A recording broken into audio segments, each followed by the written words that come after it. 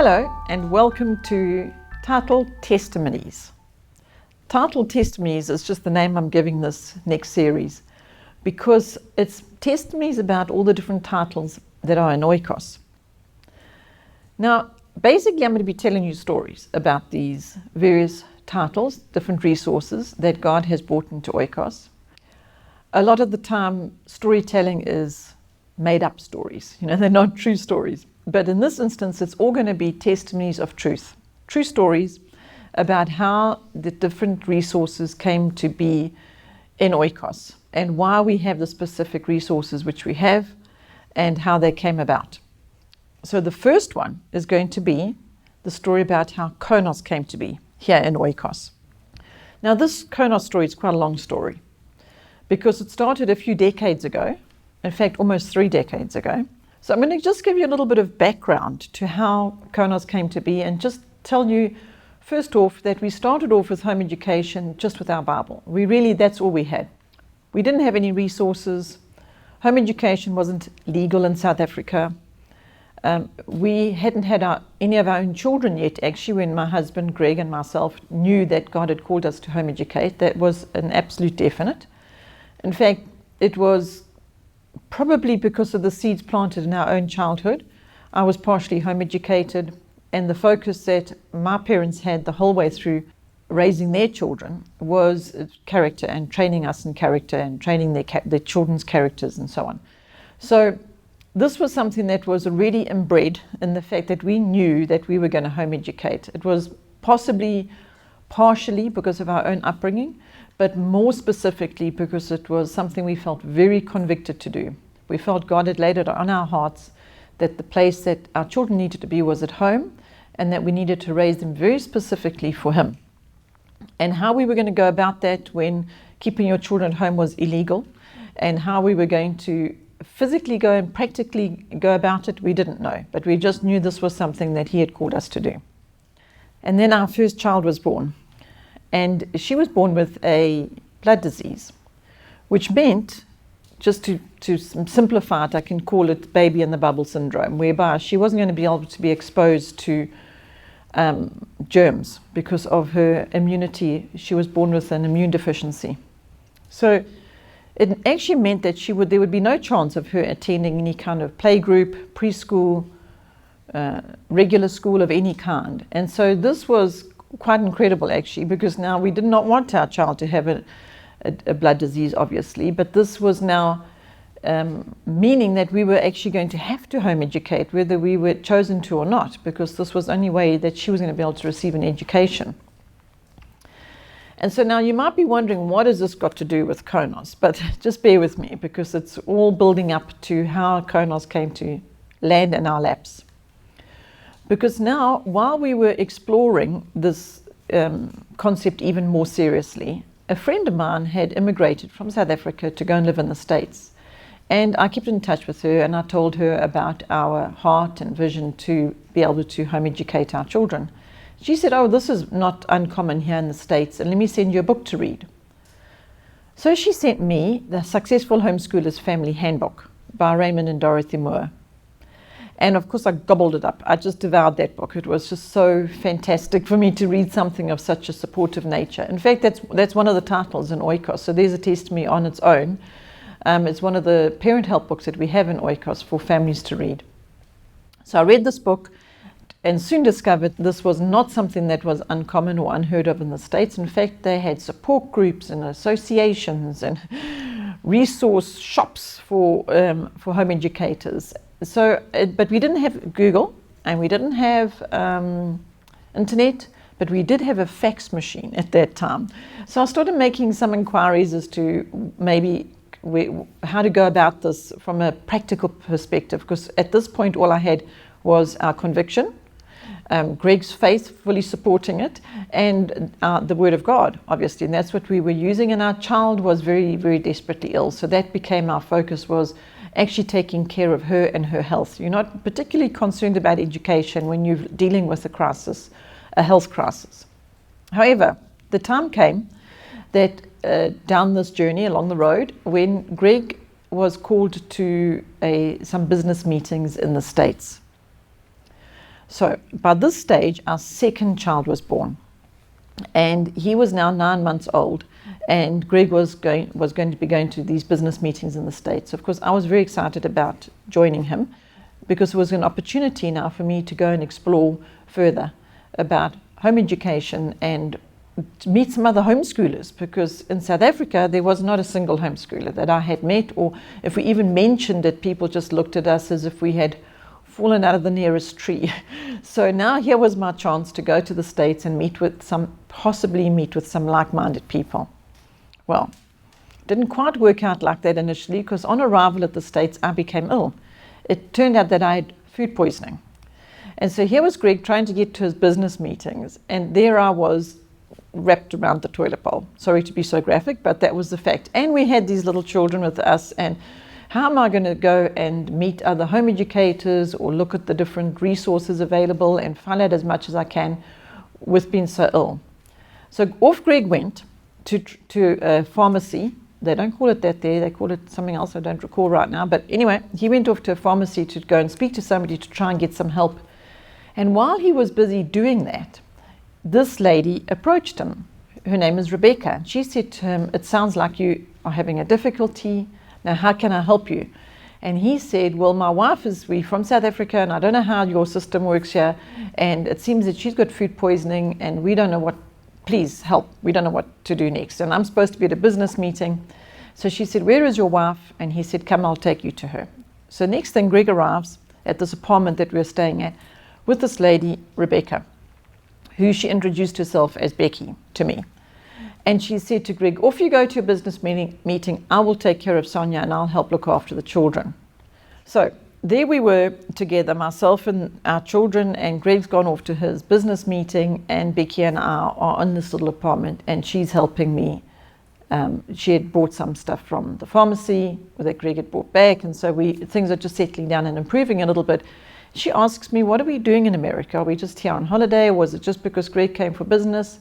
And I said, "Well, he's come for business, but I've actually come to explore while he's doing his business meetings. I'm going to be exploring home education because it's something that we feel that God has led us to. And so I'm here to find out what I can about it." And she was so excited because she said, "Well, actually, she's got, I can't remember how many children, 4 or 5. And she said she had home educated them, and that she had used a particular curriculum called KONOS. Of course, I'd never heard this word KONOS. I didn't know what she was talking about. She said, "Wouldn't you believe it, but I've actually got a manual, KONOS manual, in the boot of my car. I'll go fetch it." So she went to the parking lot, got her KONOS manual, came back, and started showing KONOS to me.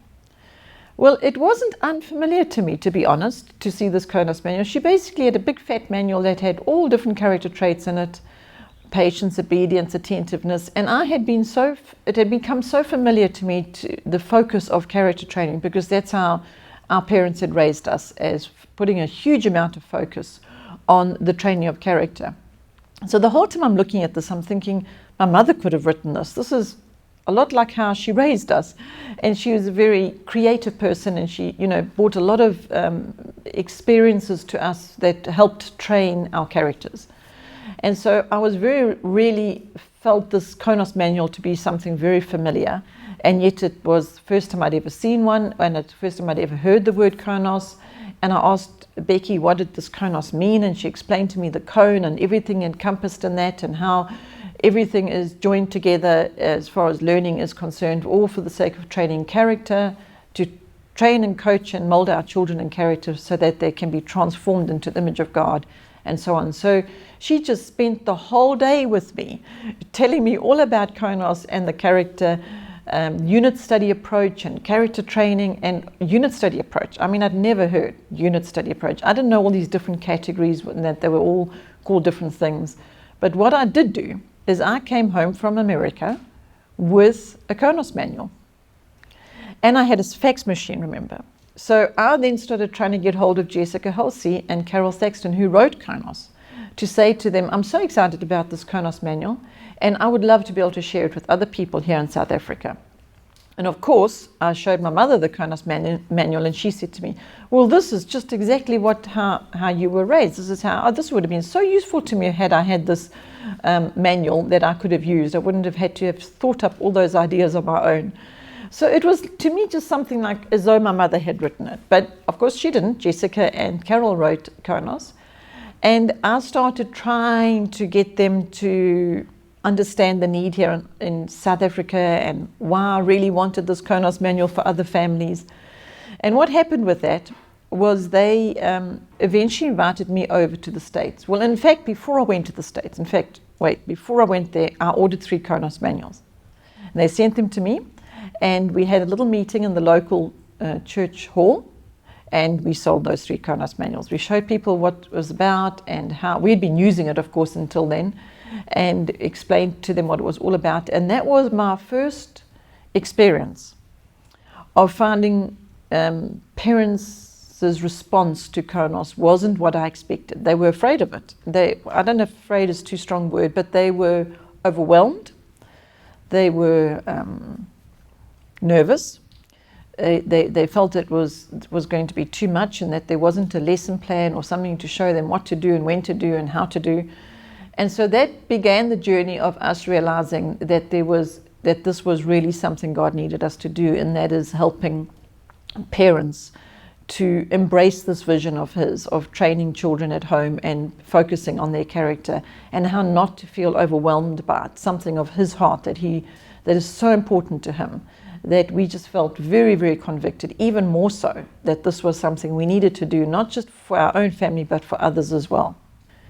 As time went on, I was then invited to go to the KONOS convention in the States, in Texas, where I could meet the other moms that were also using KONOS in their own homes, living KONOS, and actually sharing it with other families as well, and just get further training and equipping. However, this was training and equipping that was American style. And I'm a South African, and we do things differently the culture's different. So I had to come back from that and adapt it to South African culture, which is what we've continued to do with each following decade thereafter. And it's a continual process. It doesn't stop. We are here to continue to help families with KONOS. I mean, as you can hear, our children are adults already, if I've been talking about 3 decades, almost 3 decades, and we've been using KONOS for many, many, many years. So this is something that we're not going to stop doing. Well, we don't plan to. We know that there's been a few times that we could have given up, and we haven't, because God has really impressed on our hearts and totally convicted us that this is something very, very important to Him, and it's something we must continue to do. So KONOS arrived here in South Africa and into our home in that way, a very unusual way. We were definitely not looking for it. I didn't even know such a thing existed as a curriculum that could focus on training character. I embraced it, I dived in, and I just really enjoyed using it and doing it, and was not afraid by the fact that what I've heard parents saying, that it's going to be messy and the house is going to be untidy after trying to live KONOS, and they're not creative and they don't know how to approach doing all these projects and activities, and they don't have time, and all of these things that I've heard from parents isn't something that we dealt with ourselves, because of the conviction of, while you are doing these projects and activities, you are training your children's character, and that's what God wanted us to do. And so we were focusing on that more than wondering about what lessons are being learned from a language or maths or science or history or any of those subject related topics. We were focused more on what character we were seeing being formed in them, and were we seeing the fruit of patience or obedience, and so on. So we have just immersed ourselves in KONOS, lived it, never had to look beyond it, never had to go seeking a different kind of curriculum to take care of all the social studies subjects. Just loved unit studies, if you want to call them that. We would rather call them character training. And we now see our children in their adult lives actually displaying those characteristics that we spend time training. We are very glad, well, I'm just very, very grateful that we had time to do that, and we focused on that rather than focusing on other things. But that was the calling and the conviction to our lives as a family, and a calling from God to share it with other families, as we have been doing all the years. And so this is how KONOS came to be here in our family and in Oikos. Well, the story can go on and on by me saying to you that I attended a few of the KONOS conventions in the States for further equipping. We then realized that importing them and having them shipped across the ocean was becoming quite a laborious task, and so we started requesting for special printing rights. And Jessica and Wade Halsey agreed to that and gave us their blessing and permission to start printing KONOS in South Africa. So we were then able to make that more readily available and make sure we had stock, because we could print on demand, as it were. And we continue to print to this day KONOS manuals for the families here in South Africa. And of course, beyond the South African borders as well, other countries and missionary families and so on. So it's a long story. Obviously, I have a lot more to tell you about it, but that's just the summary. Even though there's so much more to it, I'm just trying to condense it and say to you that that is the first resource that landed here in Oikos. And that is the first resource we started sharing with people, was KONOS. And never ever taking the emphasis or the focus, the importance away from the Word of God and away from the Bible. That's been our most important curriculum of everything. I actually want to call it a curriculum, because to me it's a parent guide, it's a life manual. And so to me that was our most important always, was our Bible. And that's what we started with for a good number of years before KONOS even arrived. And also please note that now all we had was our Bible and KONOS. We didn't have a language program at this point or a maths program. We didn't even know where to start looking for that. We just knew that what God had given us to that moment, up to that moment, was what was wonderful. And we were very thankful for that. At the same time, we were dealing with chronic illness in the family with our daughter. So it wasn't terribly important to us whether we were focusing on whether she had got her maths lessons yet or not. What mattered to us was we were teaching her what God wanted us to teach her at that time. And then in His time, the next resource came along, and then the next and the next. And so that is how Oikos resources have slowly grown. They've all been by God's hand, and they've been added one at a time in His time. And so I will be sharing the next one with you, which is Picture Smart.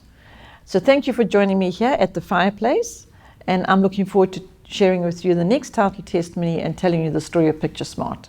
Thank you for watching. Bye.